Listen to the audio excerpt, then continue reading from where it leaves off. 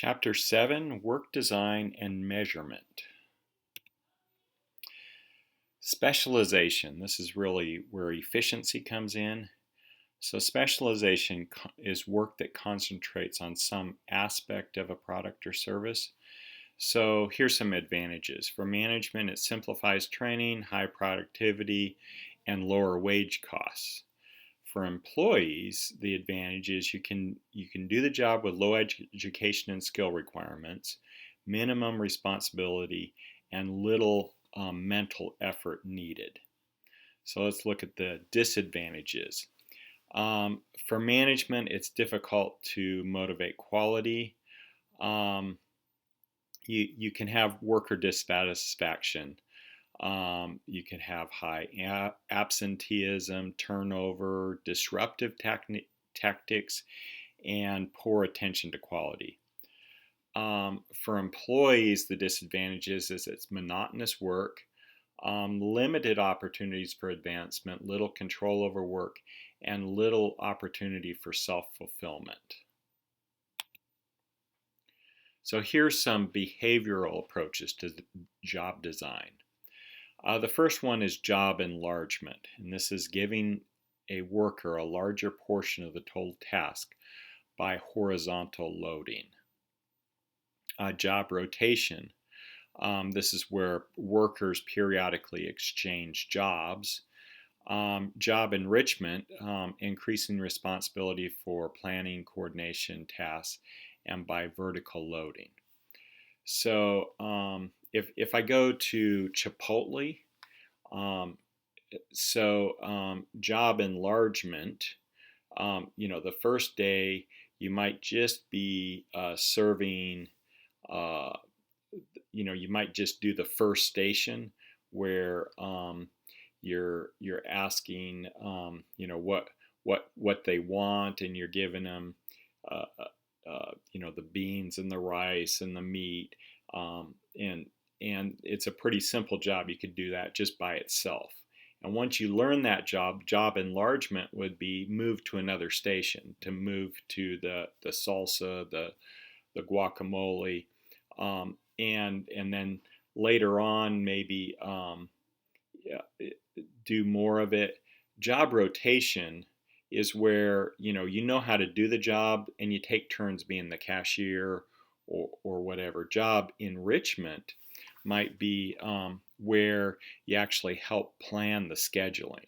So those are some examples from my favorite restaurant. Quality of work life. Quality of work life affects not only the worker's overall sense of well-being and contentment, but also their productivity. So one piece is how well they get along with coworkers, the quality of management, working conditions, and compensation. So those all fall under that quality of work life umbrella. So here's a couple of or some compensation approaches. So there's a time-based approach. So a time-based approach is where you work 9 to 5 and you get paid by the hour, and you go to work every day, and whatever it is that you have decided on, that's how much you work. So from a management perspective, the advantages of this are you got a stable labor cost, it's easy to administer, it's simple to compute the pay, you have stable output.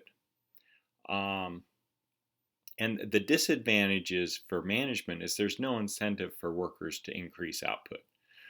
As long as they show up and work and they don't do anything bad, they get paid. So from a worker perspective, the advantages are you got stable pay, less pressure to produce more than the output system. The disadvantages are extra efforts are not rewarded. So then the other option is an output-based. And this is, some people call it piecework or something like this. So this is a lower cost per unit and greater output is the advantages for management. The disadvantages are wage computation is more difficult. You need to measure the output. Quality may suffer. It's difficult to put in wage increases, an increased problem with scheduling. So some of the advantages for the worker is pay is related to effort and opportunity to earn more. So the disadvantage is pay fluctuates. One week you're doing great and you're putting out a whole bunch of widgets, and then the next week you're sort of off your game. You're not working quite as hard, and your pay goes down. And then workers could be penalized for factors beyond their control. So suddenly a machine breaks, and it's like, okay, so the machine's broken, so you can't work as much, and suddenly you can't get as much out, and you get less pay that week. So then there's analyzing the job. So this is something called a flow process chart, and this is an example where this is the requisition of petty cash is an example here. So you start out in the operations. Your requisition is made to the department head. You put in the pickup basket, and then there's a delay. And then it goes to the accounting department and the account and signature verification. And then it's back to actually doing something. So these columns it's an operation, it's a movement, inspection, delay, or storage. And then so the next operation is amount counted by the cashier, recorded by the bookkeeper, the petty cash sealed in an envelope. The petty cash is carried to the department. Petty cash is checked. You have a receipt signature, and petty cash is stored in the safety box. So that's an example of a process flow, and you can do this with any process. You can say, where are you doing something? Where is it moving? Where's your inspection, your delay, your storage? So then here is another way, which is sort of a worker machine chart. So this is what's the amount of time an operator and equipment are busy or idle.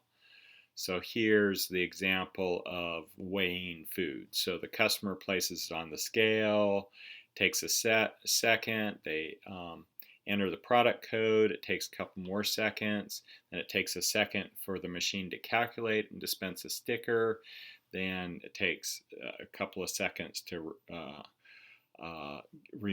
obtain the sticker and remove the bag, and you place the price sticker on the bag. So there you have an example where it's a total of 7 seconds in 5 steps. The customer is doing 7 seconds of work and standing there for 1 second. So and the machine is doing 1 second of work and waiting for 7 seconds. So you can do a calculation of a machine versus work time.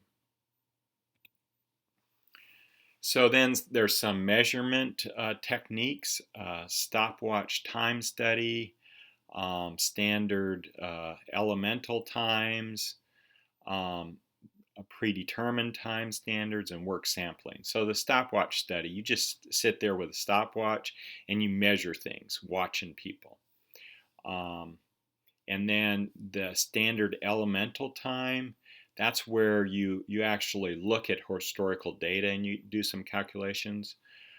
Predetermined time standards, you can actually go find published data on how long it takes to do different things. And then work sampling, and this is where the worker actually estimates what portion of their time is spent on different activities. So now we're going to talk a little bit about learning curves. This is called Supplement 7. It's sort of the end of Chapter 7, a supplement to it. So the interesting thing with learning curves is the time required to perform a task decreases with increasing repetitions. So it looks something like this. It's an actual curve. So an interesting characteristic of learning is the learning percentage is constant. So for every doubling of repetitions, um, a constant percentage decrease in the time of repetition. So the typical decreases range from 10 to 20%. So here's an example. Um, so, uh, so the first unit takes 100 hours. The second unit takes 90 hours. The fourth unit takes 81 hours. The eighth unit takes 72 hours. The 16th unit takes 65 hours. The 32nd unit takes 59 hours. So you see how every time the number of units doubles, it's dropping by 10%. So here, the learning rate is 90%. So there's a lot of good applications for this. You can use it for manpower planning and scheduling. You can use it to negotiate purchasing.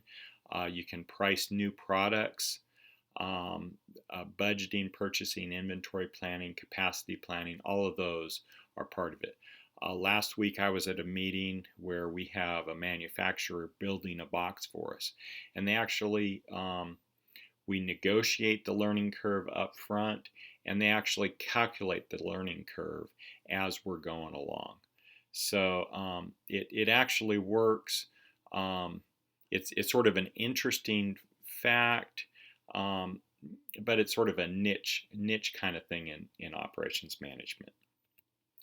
So chapter 7 summary, you have job design, quality of work life, methods analysis, motion study, work measurement, and learning curve.